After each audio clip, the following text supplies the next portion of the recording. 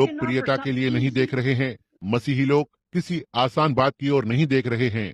वर्षों पहले मेरी कलीसिया में एक बूढ़ी बहन खड़ी होकर और गीत गाया करती थी, अवश्य ही मुझे स्वर्ग में घर ले जाया जाएगा, आराम के फूलों के बिस्तर पर। जबकि दूसरों ने पुरस्कार जीतने के लिए संघर्ष किया और लहूलुहान समुद्र में से होते हुए पार किया। नहीं, मुझे अवश्य ही लड़ना चाहिए यदि मुझे राज्य करना ही है। आप सोचते हैं कि आप क्या करेंगे यदि आप यहाँ पर होते थे और हर एक चीज यीशु मसीह के विरोध में होती थी। यदि आप उसके दिनों में रहे होते, आप वहाँ जी रहे हो। मेरे भाइयों बहनों, ये सही है, वह अभी भी वचन ही है। देखो वे किस तरह से आज इस पर रौंद कर चल रहे हैं। देखिए कैसे वे इसे संगठित करने का यत्न कर रहे हैं और इसे एक कर रहे हैं, और इस प्रकार की हर एक चीज संसार के साथ एक कर रहे हैं। वहाँ खड़े हो जाओ, यीशु मसीह और उसके वचन के लिए अपना पक्ष लें। कोई भी चीज इसमें रुकावट ना आने दो, ठीक इसके साथ बने रहें। जैसे वो पुराना चीन देश का कपड़ा धोने वाला जो वर्षों पहले यहाँ एरिजोना और कैलिफोर्निया आया करता था, वो अंग्रेजी का एक शब्द भी नहीं लिख सकता था। वो शायद ही इसे जानता था। आप अपने कपड़े धोने को उसके पास ले जाते, आप जानते हैं कि वो क्या करता है। उसके पास कागज के छोटे छोटे टुकड़े होते थे, उस पर कुछ भी नहीं लिखा होता था। वो बस उस कागज के टुकड़े को फाड़ कर और आपको एक टुकड़ा दे देता। जब आप वापस आते हैं तो उस कागज के टुकड़े को उसके कागज के टुकड़े से मेल खाना होता था, या तो आपको अपने धुले हुए कपड़े नहीं मिलते थे। यह पूरी तरह से बेहतर बात है। आप एक नाम की नकल कर सकते हैं, लेकिन आप उसे वहाँ मूर्ख नहीं बना पाएंगे, क्योंकि उस कागज के टुकड़े को उसके कागज के टुकड़े के साथ बिल्कुल मेल खाना होता है। इसी तरह से परमेश्वर ने अपनी वाचा भी बांधी है। हमारा अनुभव किसी संस्था से मेल नहीं खाता है, किसी मत सिद्धांत से, किसी कलीसिया संप्रदाय से, लेकिन इसे परमेश्वर के वचन के साथ मेल खाना है जो यीशु मसीह है। तो ठीक है, जब हम मसीह के पास आते हैं तब मसीह हमें दावा करता है, उसने उसे कलवरी पर 2 टुकड़ों में फाड़ दिया। इसके एक भाग को उसने ऊपर उठा लिया और अपने दाहिने हाथ पर बैठाया, जो कि देह थी। आत्मा वो आया, उसकी एक दुल्हन को बनाने के लिए यहाँ पर वापस भेजा, और वही अनुभव जो मसीह में था उसे हम में होना है। वो पूरी तरह से इतना सिद्ध था, यहाँ तक कि उसने मूर्तिकार को प्रसन्न किया और उसे इतना प्रेरित किया, इतना तक कि उसने उसे कलवरी पर प्रहार किया। ओह प्रभु, अब हम उसे देखते हैं जैसा कि वचन ने कहा, परमेश्वर की सर्वोत्तम रचना। हम उसे परमेश्वर का मारा हुआ, रोगग्रस्त और पीड़ित देखते हैं। वहाँ वो सच्ची सर्वोत्तम रचना है। जैसे एंजलों ने उसकी रचना को मारा, यही है जिसने उसे बनाया। यदि उसने केवल एक अच्छे जीवन को जिया होता तो वह कुछ लोगों की तरह ही होता जो आज सामाजिक सुसमाचार का प्रचार करते हैं। वो एक भविष्यवक्ता था, वो एक भविष्यवक्ता था, लेकिन वो एक भविष्यवक्ता से बढ़कर था। वो परमेश्वर था, वो इमैनुअल था। और अब जिस बात ने बिल्कुल ठीक मेरे लिए, मेरे और आपके लिए उसे सर्वोत्तम रचना बना दिया, वो ये है क्योंकि परमेश्वर ने उस पर प्रहार किया, उसने उसे कलवरी पर मारा। यदि उसे मारा नहीं गया था, कोई फर्क नहीं पड़ता कि उसने कितने मरे हुओं को जिलाया था, उसने कितना महान प्रचार किया था, उसका महान जीवन क्या था, उसके दावे क्या थे, वो वहाँ पर साबित हुआ था। वो इतना प्रसन्न था जो परमेश्वर था, इतना तक कि वही वो एकमात्र मनुष्य था जो कभी धरती पर खड़ा हुआ था, जिसे परमेश्वर उनमें से बाकी के लिए प्रहार कर सकता था। उस एक सिद्ध को असिद्ध के लिए प्रहार किया गया था। सारी सृष्टि जो आदम के जरिए से गिरी थी, इसे यीशु मसीह के जरिए से छुड़ाया गया था। परमेश्वर की सर्वोत्तम रचना परीक्षा में खड़ी रही। उसने यह कैसे किया? वचन के द्वारा। ऐसा लिखा है, मनुष्य केवल रोटी से जीवित नहीं रहेगा, लेकिन हर एक वचन के द्वारा जो परमेश्वर के मुख से निकलता है। ओह मसीह मित्रों, परमेश्वर के सारे हथियार बांध लो। किसी मत सिद्धांत के किसी छोटे से विचार के साथ पीछे न खड़े रहें, या ऐसा ही कुछ तो जिसके पास आप खड़े हैं। परमेश्वर के सारे हथियार बांध लो जब आप शत्रु से लड़ने जाते हैं, जैसे हमारे प्रभु ने किया। उसने दिखाया कि कैसे सबसे कमजोर मसीही उस शैतान को केवल वचन से हरा सकता है। उसके पास सामर्थ्य थी, वो शैतान को किसी भी तरह से मार सकता था, जिस तरह से वो चाहता था, लेकिन उसने इसका उपयोग नहीं किया। उसने केवल वचन को लिया और इसके साथ उसे हरा दिया। ऐसा लिखा है, ऐसा लिखा है, हर कहीं ऐसा लिखा है। सो उसने शैतान को परमेश्वर के वचन के द्वारा हरा दिया। अब यह एक सिद्ध सर्वोत्तम रचना थी और परमेश्वर ने इस पर प्रहार किया। यह क्या ही एक उदाहरण था, क्या ही सच्ची चीज है। वहाँ पर माइकल एंजेलो की मूर्ति के बारे में बात करते हैं, मूसा के पैर पर प्रहार करने के द्वारा। बाइबल ने कहा यह मनुष्य सब मनुष्यों से बढ़कर आघात हुआ था। वो इतना आघात हुआ था कि यहाँ तक कि वो मनुष्य के पुत्र के समान भी नहीं दिखाई पड़ा। उसे मारा गया था, उसे कुचला गया था, वो लहूलुहान था, वो नीवस्त्र था। हर एक चीज जिसे किया जा सकता था वो लहू और हड्डियों का बस एक बड़ा ढेर सा दिखाई पड़ा जो एक साथ चल रहा था। वो एक मनुष्य के समान भी नहीं दिखाई पड़ता था।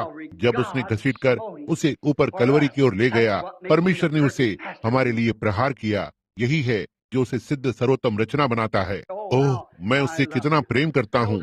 जानता हूँ कि उसने मेरे लिए ऐसा किया है, जानता हूँ कि उसने आपके लिए इसे किया है। हम इसकी बराबरी कर सकते हैं? कोई भी इसकी बराबरी नहीं कर सका। कोई भी इसकी बराबरी करने के योग्य नहीं है। हम यहाँ बिना आशा के थे, हम बिना परमेश्वर के थे, हम बिना किसी छुटकारे के मार्ग के थे। हम में से हर एक जन ने कामुकता से जन्म लिया और हमें बस इसकी कीमत चुकानी थी। लेकिन वो आया, वो एक सिद्ध और इतना प्रसन्न था, इतना तक कि परमेश्वर ने उसे आपके लिए और मेरे लिए प्रहार किया। अब लगभग 2000 वर्षों से परमेश्वर उसे एक सर्वोत्तम रचना दुल्हन को बनाने का यत्न कर रहा है, जिसे एक कलीसिया कहा गया। ये सही है। परमेश्वर इसे कैसे करता है? वो इसे अपने कभी न बदलने वाले तरीके के द्वारा करता है। वो है वचन। परमेश्वर अपना तरीका कभी नहीं बदलता। कोई भी, आप बदल सकते हैं, आप बदल जाते हैं, मैं बदलता हूँ, समय बदलता है, संसार बदलता है, लेकिन परमेश्वर नहीं बदलता। वो सिद्ध है, वो नहीं बदलता है। और जिस तरह से वो पहली बार कुछ भी करता है वो हर बार उसी तरह से करता है। उसने एक बार मनुष्य को बचाया क्योंकि उसने पश्चाताप किया। इसी प्रकार से वो मनुष्य को फिर से बचाएगा। उसने एक मनुष्य को चंगा किया क्योंकि उसके पास विश्वास था। वो अगले व्यक्ति को उसी आधार पर चंगा करेगा। वो कभी भी अपने मार्ग को नहीं बदलता है, क्योंकि देखो वो सर्वोच्च है और वो अनंत है। वो अनंत, सर्वव्यापी, सर्वज्ञानी है। वो परमेश्वर है और इसलिए उसे ज्ञान के लिए किसी से पूछने की आवश्यकता नहीं है। उसे और अधिक सीखने तक प्रतीक्षा करने की आवश्यकता नहीं है। उसे नई डिग्री की आवश्यकता नहीं है।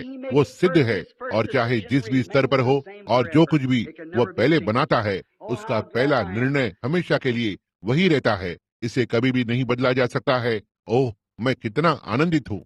और जब उसने अपनी पहली सर्वोत्तम रचना को बनाया तो उसने उसे वचन के पीछे रख दिया।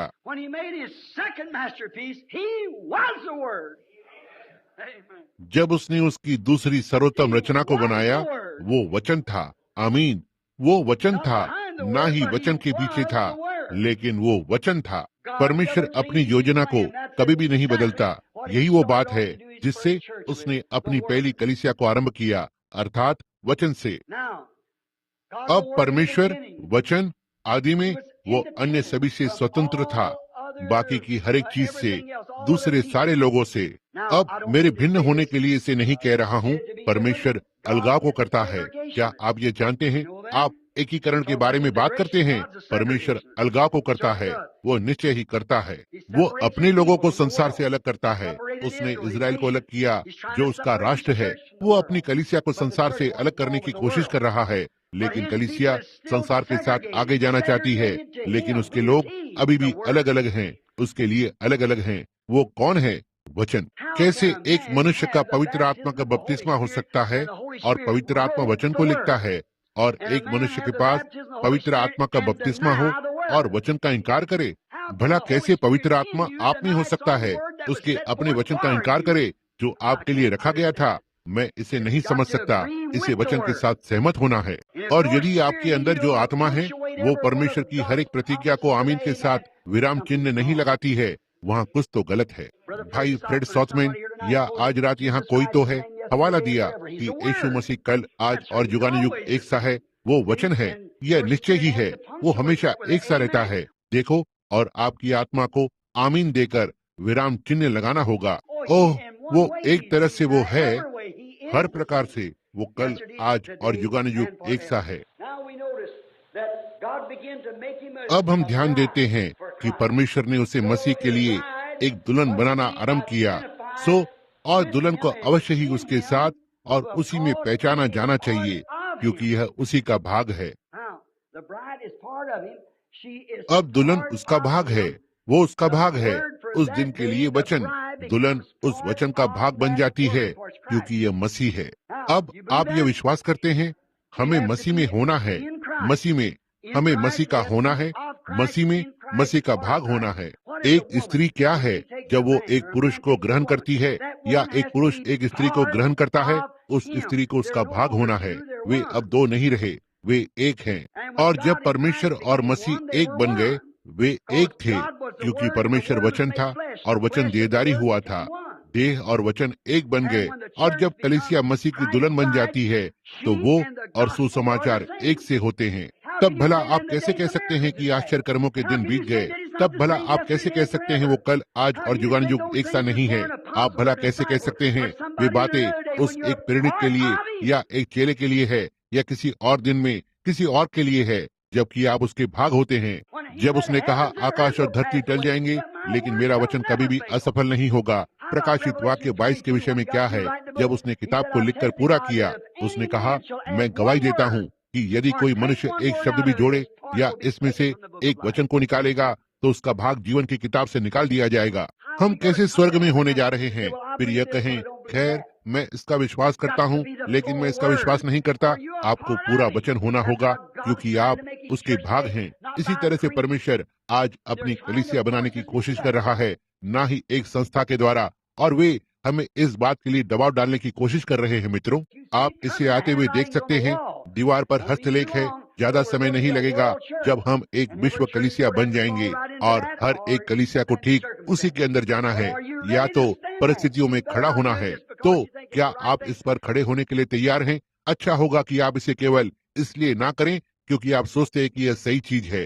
अच्छा होगा कि मसीह आपके अंदर हो क्योंकि वो वचन अनंत है और यह वचन ही है जो आपको फिर से जिलाएगा। आप उस वचन का भाग बन जाते हैं, आप वचन के साथ पहचाने गए हैं। आज आप कहते हैं मैं एक मसीही हूँ। आप किस संप्रदाय से संबंध रखते हो? तो इसका मसीहत से जरा भी लेना देना नहीं है।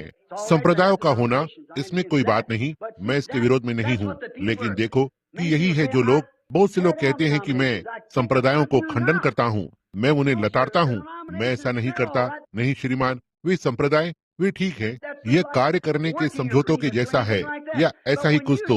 लेकिन जब आप अड़े रहते हैं क्योंकि आप कहते हैं मैं एक मसीही हूँ क्योंकि मैं फलाना फलाना कलीसिया से संबंध रखता हूँ, इसका कोई मतलब नहीं है। आपको मसीह का होना है और मसीह वचन है। और बहुत सी बार वे संप्रदाय वचन से इतने दूर होते हैं जितना पूरब पश्चिम से दूर है। आपको उस वचन के साथ बने रहना है दुल्हन होने के लिए।